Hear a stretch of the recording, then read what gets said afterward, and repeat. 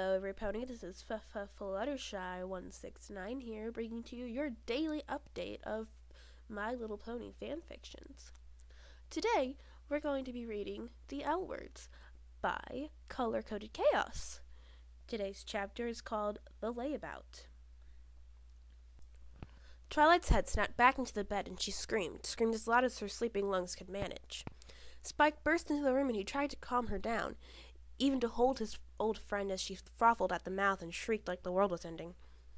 His face was soaked after about 10 minutes of it, half from the flecks of Twilight's foaming spit, as he held her down and tried to stop her from hurting herself even more than she already had.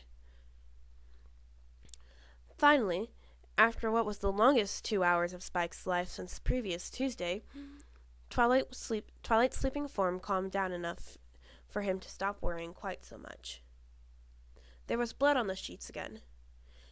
He'd gotten much better at washing it out these days, but it was still awkward when he missed a spot and some pony noticed it on the linen. Celestia's name he'd had to think on his feet. He went downstairs and started breakfast for the two of them. Twilight's right eye twitched in the sun, which meant she'd be awake soon. Hopefully. He sniffled a sob and remembered when she hadn't had tortured nights. He just wanted her to be well again. Twilight let out a miserable, pained belt, or some pony else would have yawned.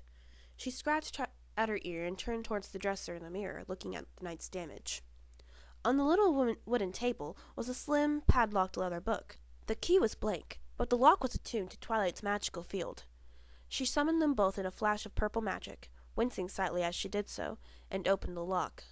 Another flash, and she had a quill. Day 146. Injury count. She cast a quick diagnostic spell she'd gotten from one of her innumerable magical medical books she had in her library, and, as the numbers flashed up in front of her, winced again. Bruises? New, 48.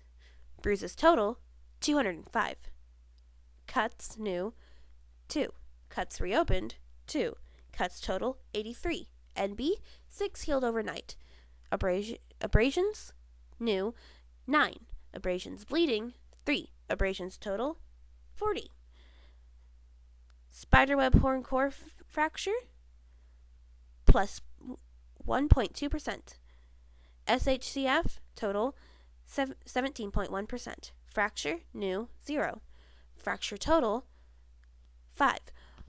Of which 4 ribs, 1 horn. Muscle tissue damage? Manageable. Nerve tissue damage? Serious, but largely stable. Ocular damage? Minor. Down for manageable. Damage to legs? Severe.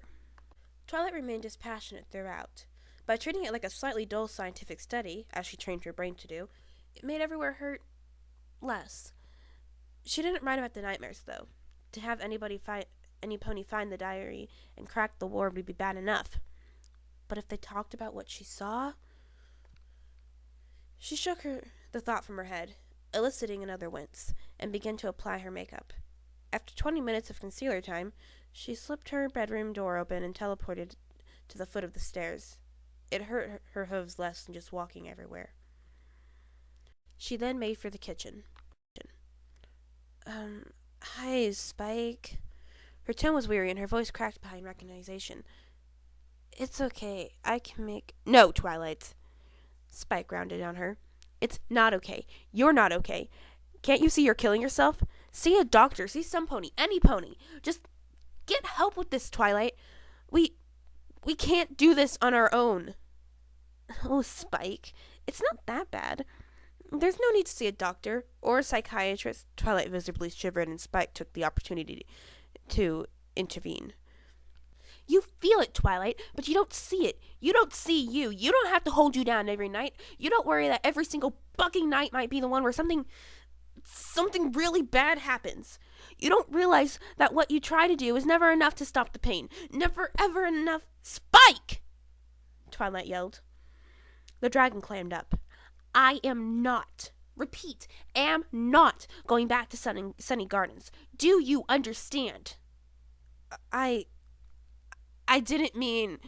Spike gulped. Can't make me go back to them! Spike nearly fell off his stool and failed to keep his balance. He succeeded, barely. Twilight, you can't ever go back. The princess closed him down, remember? She punished Dr. Caducia for doing what she did to everypony. For what she made... He couldn't go any further into his sentence. Twilight had collapsed in tears. It's every night. Every night I go through it all over again. But after Discord, it just got so much worse. I see her face and her smile and her oh, Spike! The last words was a plaintive yelp that descended into sobbings, and the dragon put his arm around her shoulders. You're safe here, Twilight. She can't hurt you anymore. They stayed like that for a long time, until the smell of cinnamon filled the air. Oh, muffins are done. I'll get them, Spike. I'm sorry for shouting, it's just... I know. Spike slipped off Twilight's back and made to get the extra makeup from the box while she dealt with breakfast. Just then a knock came from the door. I'm just doing breakfast, but come in. Breakfast? It's 10:30 in the morning. You little layabout. Applejack's voice could have carried over mountain ranges. Twilight Sparkle smiled wanly, touched up the makeup on her flank, and brought the muffins into the parlor. Today was going to be a long day.